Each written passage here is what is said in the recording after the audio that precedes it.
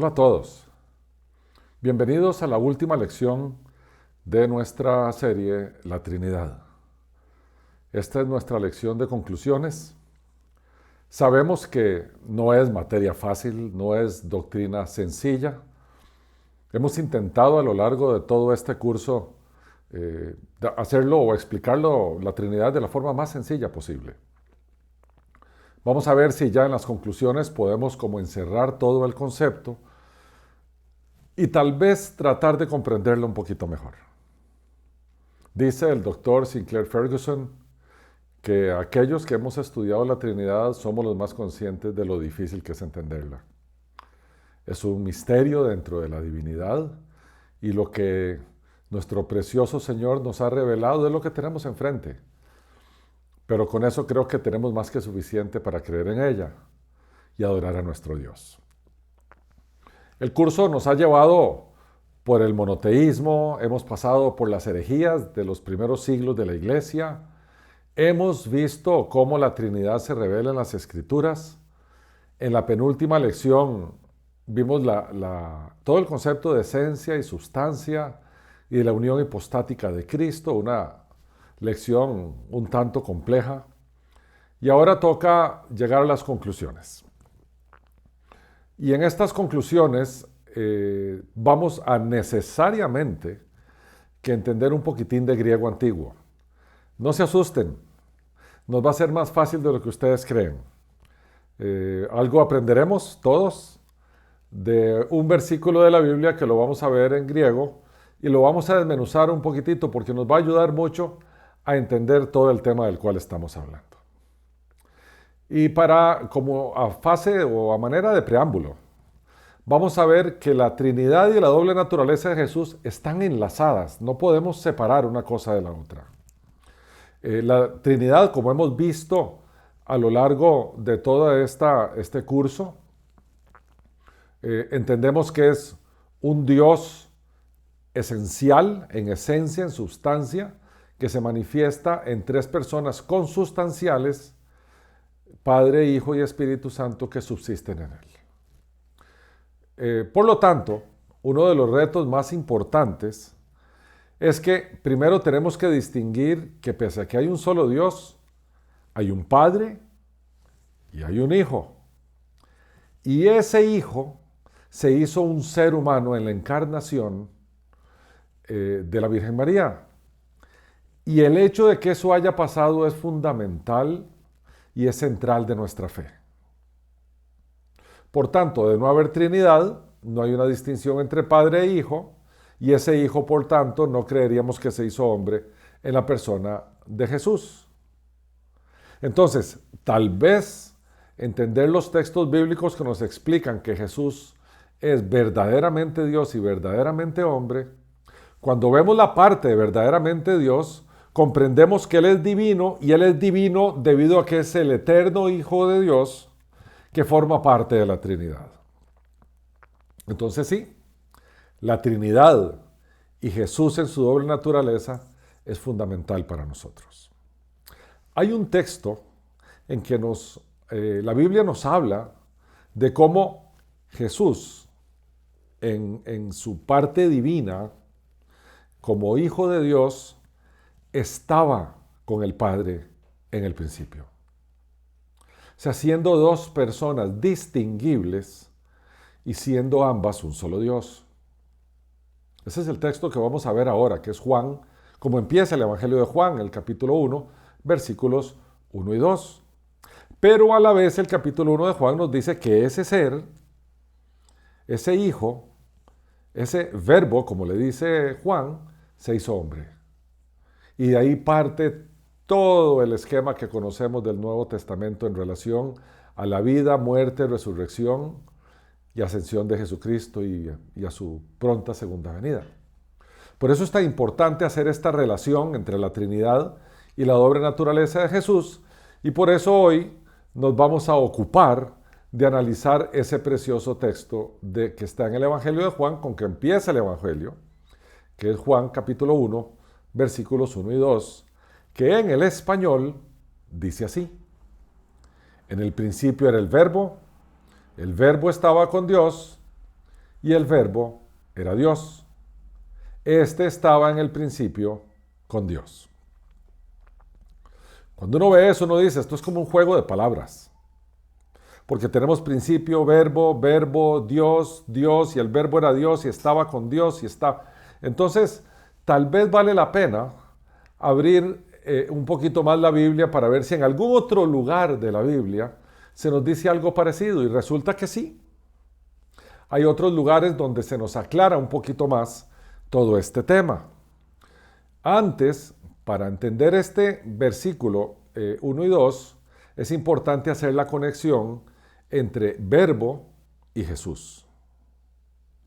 Más adelante, en el versículo 14 de ese mismo capítulo 1, la Biblia nos dice, y aquel verbo al que se refería en el versículo 1, fue hecho carne y habitó entre nosotros. Y vimos su gloria, gloria como el unigénito del Padre, lleno de gracia y de verdad. Entonces la misma Biblia nos dice que ese verbo, esa divinidad que estaba con Dios y que era Dios, se hizo carne. Así ese es el preámbulo del Evangelio de Juan. Pablo, años atrás, porque el Evangelio de Juan es tardío, se escribe por allá de la década del 90, Pablo le escribe a los filipenses lo siguiente. En una parte, en una sección preciosa de su segundo capítulo de la carta a los filipenses, que se le ha llamado el himno del Cristo, Carmen Christi, Pablo dice, refiriéndose a Cristo Jesús, el cual, siendo en forma de Dios, no estimó ser igual a Dios como cosa que aferrarse. Entonces tenemos evidencias bíblicas de que aquí hay una distinción entre la segunda persona de la Trinidad del Hijo, que se hizo hombre, partiendo del trono que él ostentaba a un humilde servidor. Ahora sí, vamos a pasar al griego antiguo para ver si el griego antiguo nos dice algo más o podemos descubrir un poquito más en nuestro modesto griego antiguo. Pero van a ver cómo se nos va a hacer más fácil de lo que se cree. De momento lo que tenemos ahí es un reto y los invito a que lo lean. Yo se los voy a pronunciar en mi rústico griego, tal vez pobre, digamos, pero dice algo como esto. En arquén hologos, kai hologos en pros tonteon, kai theos en hologos. Outosen en arqué pros tonteon. Y ustedes dirán, ¿y qué hago yo con eso? Bueno, ¿qué es lo que dice? Lo que dice arriba. En el principio era el verbo estaba con Dios y el verbo era Dios. Este estaba en el principio con Dios. Así es como está en los manuscritos más antiguos. Pero si lo abrimos, veremos algunas cosas. Por ejemplo, esa palabra arqué, que allá arriba se traduce como principio, lo que quiere decir en el griego antiguo es principio, principal, pero también quiere decir primero, superior. De ahí el prefijo en arcángel, viene de arqué, arcángel, el principal ángel. Archienemigo, mi enemigo principal. Arzobispo, el que está por encima, el principal de entre los obispos. O arquetipo, el primero de los tipos. O arqueólogo, el que se ocupa de las primeras cosas. Y una vez que comprendemos que arqué anda por ahí, podemos sumarle una cosa más para ilustrarlo. La palabra mono, que quiere decir uno solo, ¿verdad? Mono, un solo arqué es la primera y única autoridad, por eso se dice monoarqué, de ahí viene la palabra monarca. Solo hay uno que es el principal, un monarca o un rey. Eso lo podemos aplicar a nuestro Señor Jesucristo cuando decimos que el supremo monarca en teología es monotheon, un solo Dios, un único monarca.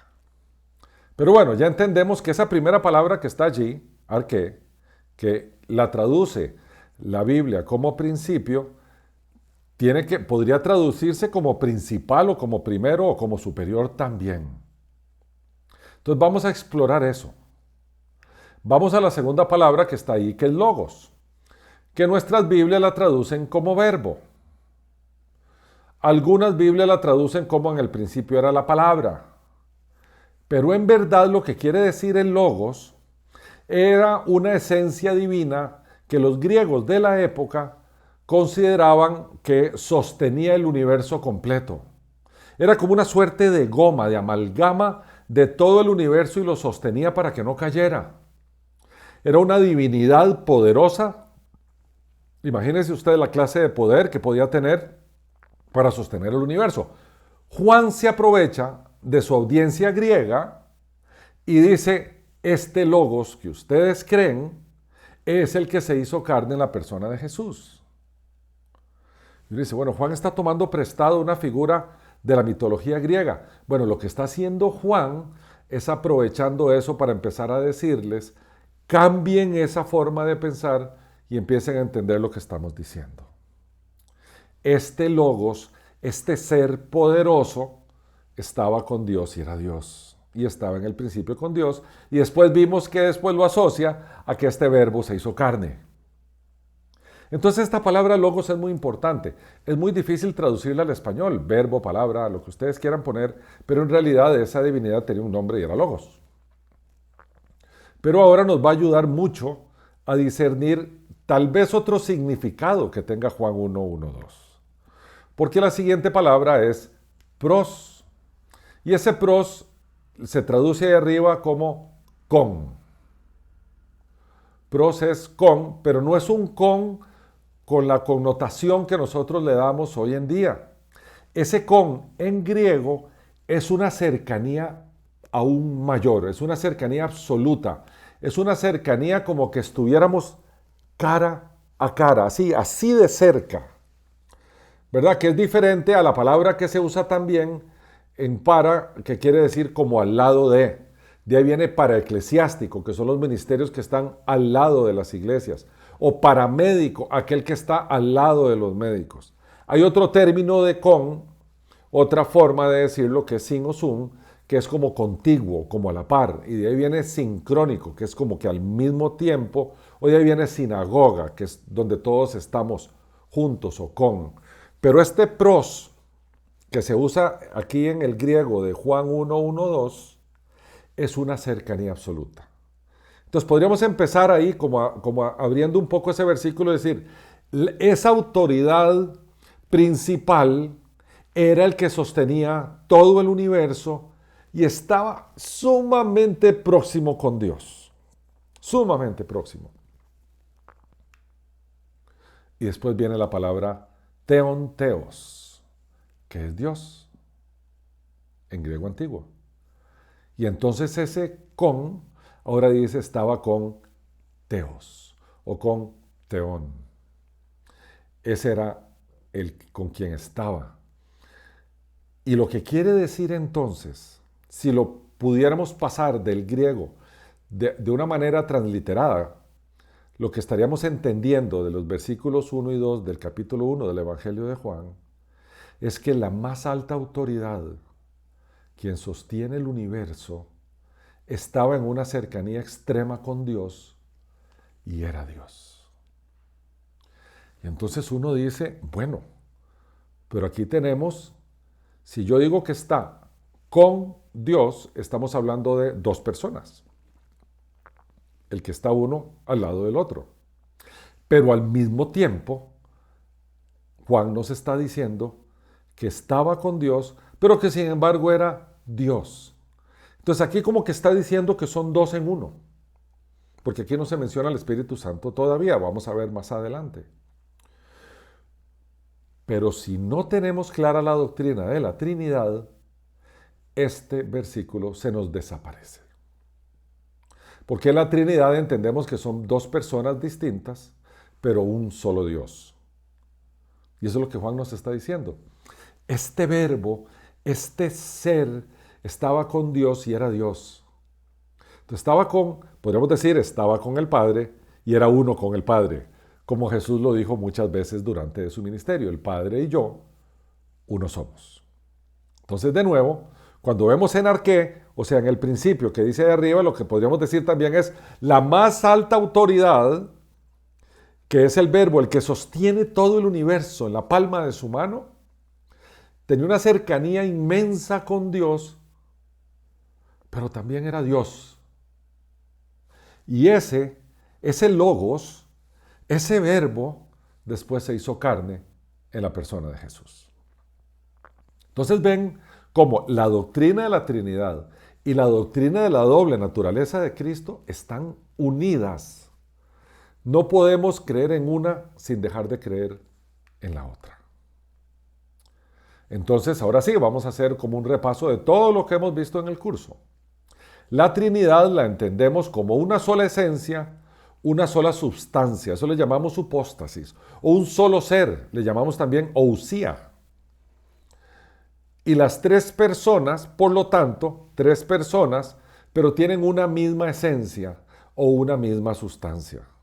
A eso le llamamos homo-ousios, o sea, homo es una misma cosa, ousia es un ser o esencia.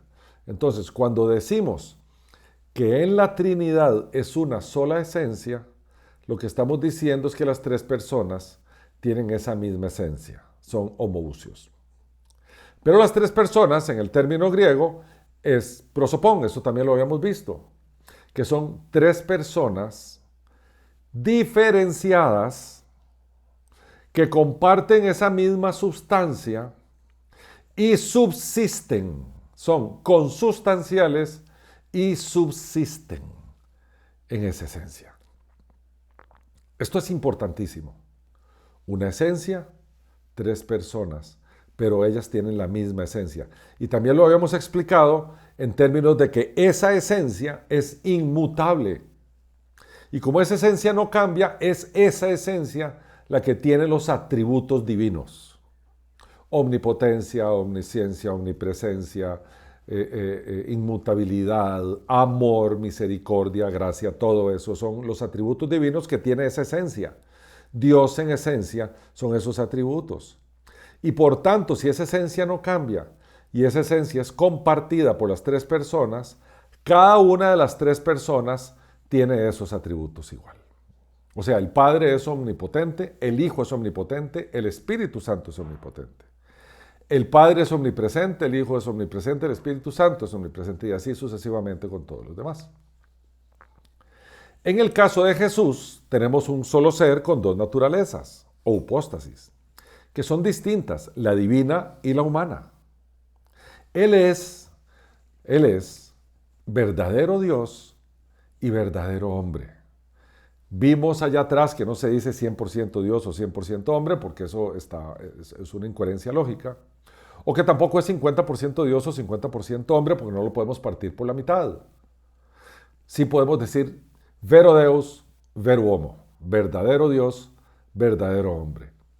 Esencialmente son dos naturalezas, la divina y la humana, que se unen en un solo ser, que es Jesús el Cristo.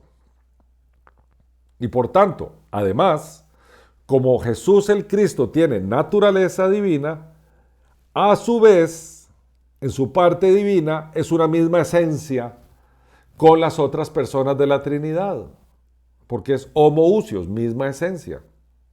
Pero Él en su ser tiene dos naturalezas a partir de que se encarnó en la Virgen María. La naturaleza divina, con la cual comparte la esencia con el Padre y el Espíritu Santo, y la naturaleza humana, puesto que nació, vivió, murió y resucitó, y ascendió a los cielos con sus dos naturalezas en una sola persona, y después en el futuro regresará a nuestra tierra a reinar aquí. Entonces entendemos que la Trinidad es una esencia, tres personas, entendemos que Jesús es un ser con dos naturalezas, una de las cuales forma parte de la divinidad, de la esencia de la Trinidad. Entonces ahora sí, como para ir redondeando todo este concepto, vemos que el Padre se le ha llamado la primera persona de la Trinidad, al Hijo la segunda persona de la Trinidad, que a la vez es Dios y hombre, y el Hijo no es el Padre y el Padre no es el Hijo. Hay una distinción entre los dos, aunque Jesús dice, el Padre y yo uno somos, porque comparten una misma esencia. Y después tenemos al Espíritu Santo, que es la tercera persona de la Trinidad, que no es del Padre y no es el Hijo, pero sin embargo, ellos tres sí son Dios, porque son un solo ser, una sola esencia, que tiene todos los atributos divinos. Este es un poco un diagrama que nos ayuda mucho a entender la Trinidad y la doble naturaleza de nuestro Señor Jesucristo. ¿Cómo lo vemos esto en la práctica? Veámoslo en nuestra salvación. En nuestra salvación las tres personas intervienen. Nuestro Padre Celestial decretó desde antes de la existencia del universo y de todo lo que hay en él, decretó la elección de su iglesia. Y dice así, Pablo lo explica a los creyentes allá en Éfeso, en el capítulo 1 de la carta que les envió, leemos los versículos 3 y 4, que dice así: bendito sea el Dios y Padre de nuestro Señor Jesucristo, que nos bendijo con toda bendición espiritual en los lugares celestiales en Cristo. Y aquí viene lo resaltado que es nuestro, según nos escogió en Él antes de la fundación del mundo, para que fuéramos santos y sin mancha delante de Él. Entonces el Padre, antes de que el mundo existiera, escogió a su iglesia y decretó que esa era su iglesia y que estos son sus miembros. El Hijo toma el decreto del Padre y lo ejecuta. ¿Cómo lo ejecuta? Muere de forma sustitutiva por todos aquellos que va a salvar, de forma tal que todos aquellos que salva, forman parte de su iglesia, no tienen que ir a sufrir la muerte eterna, sino que el Hijo muere en su lugar. A esto se le llama sustitución penal. Él le dice a su precioso Padre Celestial: Padre, no los castigues con la muerte eterna, la eterna separación con Dios, sino más bien, dame a mí ese castigo de cada uno de los pecados que ha cometido y va a cometer todos aquellos que vamos a salvar, y yo los sustituyo para que ellos tengan vida eterna. Y dice Pablo en la carta que dirige a los creyentes que vivían en la zona de Galacia, lo siguiente: Jesús, el cual se dio a sí mismo por nuestros pecados para librarnos del presente siglo malo, conforme a la voluntad de nuestro Dios y Padre, a quien sea la gloria por los siglos de los siglos. Amén. Bueno, hace poco más de 2000 años pasó eso. ¿Cómo es que hoy nosotros somos salvos? Algo tiene que ocurrir en nuestro presente, y ahí es donde interviene el Espíritu Santo. Allá en el Evangelio de Juan, en el capítulo 3, Jesús estaba hablando con un fariseo de las altas autoridades de Jerusalén llamado Nicodemo, y le explica que es necesario que nuestro cuerpo y nuestro ser muerto reviva en el Señor, nazca de nuevo. Y le dice así: de cierto te digo que el que no nace de agua y del Espíritu no puede entrar en el reino de Dios. No puede. Porque lo que nace de la carne, carne es. Eso éramos todos nosotros. Y lo que nace del Espíritu, Espíritu es. No te maravilles de que te dije, os es necesario nacer de nuevo. Entonces el Espíritu Santo nos hace nacer otra vez. Eso se le llama también regeneración en teología. Nacemos de nuevo, somos seres nuevos. Estábamos muertos y nos dio vida. Y ahora podemos entrar en el reino de Dios. Adicionalmente, allá en la última cena, Jesús le dice a los apóstoles que el Espíritu Santo nos iba a convencer de pecado. Por lo tanto, nos trae esa convicción, nos hace nacer de nuevo, nos trae esa convicción. Además, de acuerdo al segundo capítulo de la carta de Pablo a los Efesios, nos da la fe para creer, y es entonces cuando nos entregamos a Cristo, porque su iglesia lo predica. Entonces, como veremos, la salvación es trinitaria. El Padre la decreta, el Hijo la ejecuta en su muerte y el Espíritu Santo la aplica en nuestra regeneración y entrega a Cristo. Era necesaria esa Trinidad. Ahora vamos a ver otro aspecto de la Trinidad que se lo debemos al Dr. Michael Reeves, que en una conferencia de Ligonier Ministries hace un par de años nos abrió una dimensión de la Trinidad que no conocíamos. Dice Reeves que el Padre, es eterno, todos sabemos que es eterno, no tiene principio y fin, y se sostiene por sí mismo, pero para ser Padre eterno, Padre y eterno, tiene que haber tenido por toda la eternidad un Hijo eterno. Porque si el Hijo no fuera eterno, el Padre no hubiera podido ser Padre, condición de Padre eternamente. Para ser Padre tiene que tener Hijo. Y si Padre es eterno, quiere decir que el Hijo también lo es. Hay una eternidad de los dos. Padre e Hijo son eternos. Es necesario, es una condición necesaria para ser Padre tener un Hijo. Y es una condición necesaria que para ser un Padre eterno, que el Hijo también lo sea. Entonces tenemos a Padre e Hijo disfrutando de la eternidad. Por otra parte, las Escrituras también nos dicen que el amor es un atributo de la esencia de Dios. Dios es amor, nos dice Juan en su primera carta. Y por lo tanto, al ser Dios eterno, el amor también lo es. El amor es, por tanto, la más clara expresión de entrega. El amor ágape, el amor de entrega, el amor incondicional. Y se requiere al dador y al receptor, porque uno no puede amar si no hay alguien más a quien amar. Si no hay alguien más a quien entregar ese amor. Por tanto, sin al menos dos personas, es imposible que haya amor. Una sola persona, un solo ser que exista eternamente, no puede tener amor, porque ¿a quién ama? Si amar, por definición, es entregar. Tiene que haber al menos dos para que exista amor. Y entonces, como el amor es eterno, al ser el Padre y el Hijo eternos, y al ser el amor un atributo de la esencia divina, por tanto el amor entre ambos también es eterno. Entonces podríamos decir que el Padre eterno ama con amor eterno al Hijo eterno. Y ahora agregamos al Espíritu Santo porque la Biblia nos indica que la expresión más pura del amor de Dios es el Espíritu Santo, el Espíritu del Padre y del Hijo. Si ambos esencialmente son amor, el Espíritu Santo también lo es. El apóstol Pablo en la carta a Romanos, diciéndonos a nosotros, nos dice que el amor de Dios, o sea, ese amor eterno, de ese Dios eterno, ha sido puesto en nuestros corazones por el Espíritu Santo que nos ha sido dado. Por lo tanto, el Espíritu Santo es una expresión maravillosa del amor divino.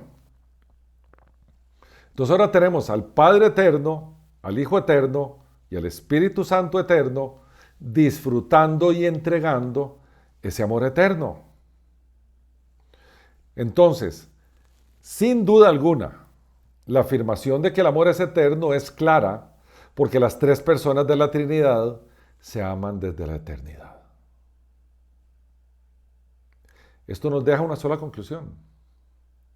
Como el Evangelio, o sea, las buenas noticias de que Dios se hizo hombre en la persona de Jesús para morir en esa cruz y salvarnos a nosotros, lo que nos dice el Evangelio es que eso fue motivado por el amor divino. ¿Dónde lo dice? Bueno, en el famoso versículo de Juan 3:16, porque de tal manera amó Dios al mundo. Y entonces podemos deducir que la salvación es posible porque Dios es amor. De tal manera amó Dios al mundo, con amor eterno. Y Dios es amor, solo es posible porque Dios es trinitario. En otras palabras, si no hubiera Trinidad, no existe el amor. Y si no existe el amor, no existe el Evangelio. Y si no existe el Evangelio, no hay salvación. Por tanto, amor, Evangelio y Trinidad podemos condensarlo en un solo concepto: la Trinidad.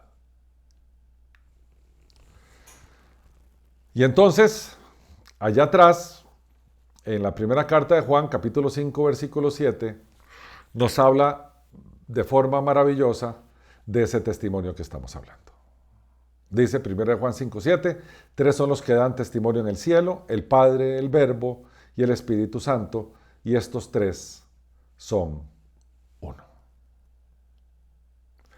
Qué belleza, mis queridos hermanos y amigos. Qué maravilla poder entender este misterio, poder entender un poquito el misterio de la Trinidad. Poder comprender que la Trinidad se basa en el amor del Padre al Hijo y del Espíritu Santo, y del Espíritu Santo al Hijo y al Padre, que sin ese amor no es posible que haya habido el inmenso sacrificio de Cristo. Sin ese amor el Padre no hubiera entregado al Hijo. Sin ese amor el Hijo no hubiera aceptado la encomienda de morir por todos nosotros. Sin ese amor el Espíritu Santo no podría estar aplicando la salvación de Cristo en cada uno de los miembros de su iglesia. El puro centro del amor de Dios está en el puro centro de la Trinidad. Por eso podemos afirmar, sin duda alguna, de que Dios es trinitario. Un solo ser, manifestado en tres personas consustanciales que subsisten en Él. Con esto damos fin a esta sección del curso de Inducción al Cristianismo Bíblico, que es la Trinidad. Han sido estos videos, yo sé que algunos un tanto complejos, pero el tema de la Trinidad, de la doctrina de la Trinidad, es en sí mismo complejo. Esperamos que con este último video de las conclusiones nos haya quedado un poquito más claro.